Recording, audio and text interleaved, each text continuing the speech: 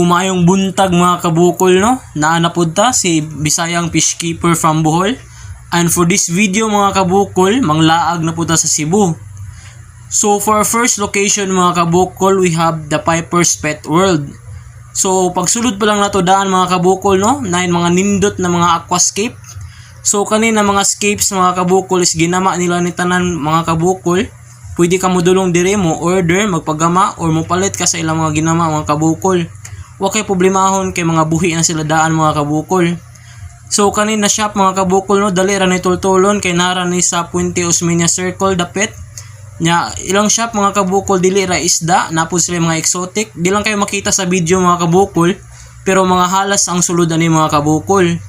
Dili ra halas na po yung mga geckos. So inigawas po na to mga kabukol na yung mga birdie dragon na naka-cage. Ug napod sila usa ka buok na green iguana mga kabukol na nagkaon